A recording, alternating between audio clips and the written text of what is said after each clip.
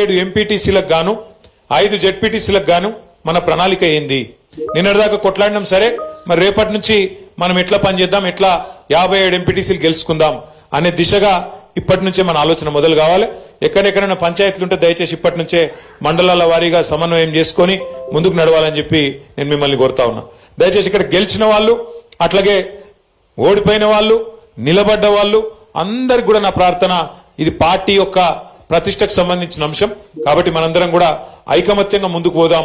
రేపు జిల్లా పరిషత్ ఎంపీటీసీ ఎలక్షన్లు ఎప్పుడు పెట్టినా, నిన్న మొన్నటిదాకా ఏమనుకున్నామంటే మరి కాంగ్రెస్ ప్రభుత్వం డిసెంబర్ ఆఖరి వారంలోనే నోటిఫికేషన్ ఇస్తుంది జిల్లా పరిషత్ కు సంబంధించి అని చెప్పి వార్తలు వచ్చినాయి. కానీ నిన్న ముఖ్యమంత్రి గారి మాట చూస్తే మనసు మార్చుకున్నట్టు అనిపిస్తున్నది. ఎందుకంటే బీఆర్ఎస్ ఈ స్థాయిలో కొడుతుందని ఆయన కూడా అనుకోలే పాపం. ఈ స్థాయిలో అపోజిషన్లు ఉంటే కూడా కేసీఆర్ గారు కాలు బయటకు పెట్టకుండానే, కేసీఆర్ గారు కనీసం నోరు విప్పకుండానే మరి 12,000 సర్పంచులుంటే 32-33% మొత్తం రాష్ట్రంలో బీఆర్ఎస్ కొట్టింది అంటే ఆ దెబ్బకు మరి ఆయన వెనుకకు పోయినట్టే కనబడతా ఉన్నది. ఆ దెబ్బకు మరి వెనుక పోతాడేమో పెట్టడేమో ఇప్పట్లా అని నేను అనుకుంటా ఉన్నా. కానీ దబ్బన పెడితే కూడా తయారుందాం. ఎక్కడోళ్ళం అక్కడ మనం ఇంతజాం చేసుకుందాం, ఎక్కడోళ్ళం అక్కడ ప్రణాళికలు రూపొందించుకుందాం. ఇక ఓడిపోయిన అభ్యర్థులు ఉంటారు, తక్కువతో ఓడిపోయిన వాళ్ళు ఉన్నారు.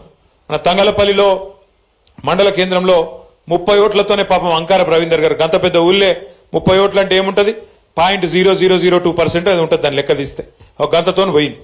నేను ఓడిపోయిన క్యాండిడేట్లను కూడా నేను కోరుతా ఉన్నా, దయచేసి మీరు కూడా జనంలో యాక్టివ్ ఉండండి. ఓడిపోయినామని చెప్పి బీరిపోకండి, ఓడిపోయినామని చెప్పి దుప్పటి కప్పుకొని ఇంట్లో వండుకోవద్దు. చలికాలం నాకు ఎరికే, కానీ అట్లా అని చెప్పి ఇంట్లో ఉండొద్దు. ఎందుకంటే ఓడిపోయినాక ఇల్లు తిరిగి థ్యాంక్స్ చెప్పి రావాలి. ఓట్లు వేసారు మీకు అందరు, గెలిచిన వాళ్ళు చెప్పాలి, ఓడిపోయిన వాళ్ళు కూడా చెప్పాలి. గెలిచిన వాళ్ళు కూడా నేను గెలిచిన కదా, ఇక నేను 5 ఏళ్ళు మళ్ళా ఎలక్షన్ కొట్లాడేది లేదు, నాకేందంటే నడవదు. కంపల్సరీ ఇంటింటికి పోవాలి, దండం పెట్టాలి. ఎవరెవరైతే ఎలక్షన్ ముందు కలిసినరో, ఎవరెవరైతే ఎలక్షన్ ముందు ఓటేయమని కోరుకున్నారో, మీరు కోరినరో, అందులో కొంతమంది మీకు వేయలే, అయినా సరే మీకు తెలుసు వాళ్ళు వేయలేదని కూడా మీకు తెలుసు, అయినా సరే పోవాలి. అయినా సరే పోయి ఒక రౌండ్ దండం పెట్టి వాళ్ళందరికీ కూడా ధన్యవాదాలు చెప్పి నేను మీకు అందుబాటులో ఉంటా, మీకు సేవ చేస్తా, ఏ అవసరం ఉన్నా నాకు చెప్పండి అని చెప్పి అటు గెలిచిన వాళ్ళు, ఇటు ఓడిపోయిన వాళ్ళు, మన వాళ్ళందరూ కూడా దయచేసి రాబోయే 2-3 రోజులు మరి ప్రజల్లోనే ఉండాలని చెప్పి మనస్ఫూర్తిగా నేను కోరుతున్నా. పోతారా లేదా? పోతామంటూ గట్టిగా సపర్లు కొట్టరు దయచేసి ఒక్కసారి. మరి సపర్లు కొట్టినట్టు కాదు, నిజంగా పోతారా లేదా నేను చూస్తా. Thank you. తర్వాత ఇంకొక మాట కూడా నేను మీకు విజ్ఞప్తి చేయాలి. సరే, జిల్లా పరిషత్ ఎలక్షన్లు, మండల పరిషత్ ఎలక్షన్లు అవి వచ్చేటప్పుడు వస్తాయి, వాటిని కొట్లాడదాం. ఈ లోపల పెద్దలు కేసీఆర్ గారు కూడా మనకు ఒక బాధ్యత పెడతా ఉన్నారు. సార్ ఏం చెప్పిందంటే, ఒకవేళ ప్రభుత్వం గనక ఎలక్షన్లు పెడితే కొట్లాడదాం, ఎలక్షన్లు లేని పక్షంలో మన పార్టీ మరి జనవరి మాసంలోనే కొత్తగా సభ్యత్వ నమోదు కార్యక్రమం, కొత్త గ్రామ కమిటీలు, కొత్త మండల కమిటీలు, అట్లాగే జిల్లా కమిటీ కూడా కొత్తదనంతో నేసుకుందాం. మంచి చాకు లాంటి పిల్లలు ఎంతో మంది ఉన్నారు, వాళ్ళందరినీ కూడా కలుపుకొని బ్రహ్మాండంగా కొత్త రక్తం అట్లాగే పాత తరం అందరినీ కలుపుకునే విధంగా మంచి బ్యాలెన్స్ తోని కొత్త కమిటీలు కూడా వేసుకుందాం జనవరి మాసంలో. దానికి కూడా దయచేసి గౌరవ సర్పంచులు, అట్లాగే ఉప సర్పంచులు, వార్డు సభ్యులు మీరు కూడా పార్టీ పనిలో మీరు కూడా పూర్తి స్థాయిలో బాధ్యత తీసుకోవాలని నేను కోరుతా ఉన్నా. ఎందుకంటే పార్టీ నాయకత్వం మొత్తం మీకోసం గ్రామంలో పనిచేసింది. అట్లాంటప్పుడు మీరు కూడా రేపు పార్టీ పిలిపించినప్పుడు మరి మీదేసుకొని తప్పకుండా సభ్యత్వ నమోదు కార్యక్రమం కానీ, పార్టీ ఇచ్చే మిగతా కార్యక్రమాలు కానీ వాటిలో కూడా మీ పాత్ర పటిష్టంగా ఉండాలని చెప్పి కూడా నేను కోరుతా ఉన్నా. అట్లాగే నిన్న నేను చూసిన ముఖ్యమంత్రి గారు అసెంబ్లీలో అంటున్నా, హైదరాబాద్ లో ఆయన ప్రెస్ మీట్ పెట్టి చెప్తున్నాడు. 5 నిమిషాలలో మాట మార్చిండు ముఖ్యమంత్రి. మొదలు ఏమన్నాడు, మేము 66% గెలిచినాం, ఇది రాష్ట్రంలో మేము 66% గెలిచినామని మొదలు డైలాగులు కొట్టిండు.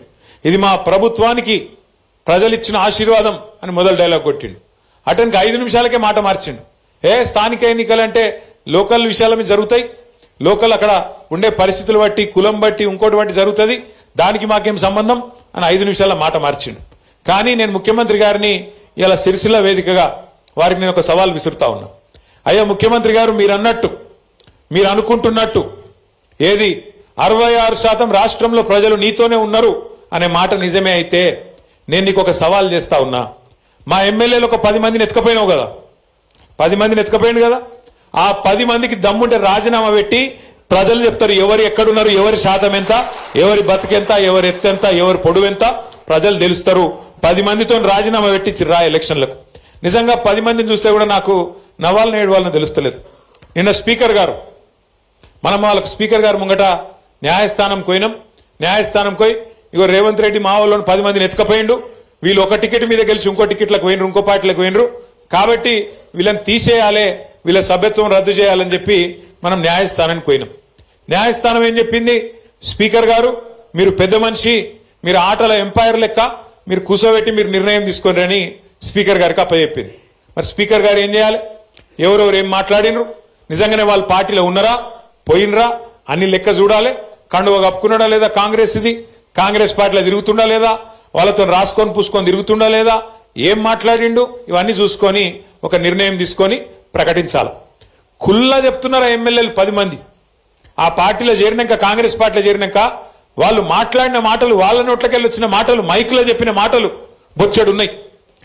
ఆ కడియం శ్రీహరి గారు అని ఒక పెద్ద మనిషి ఉన్నాడు స్టేషన్ కాన్పూర్లో, ఆయననైతే ఓపెన్ గా చెప్పిండు ఏమని, నేను అభివృద్ధి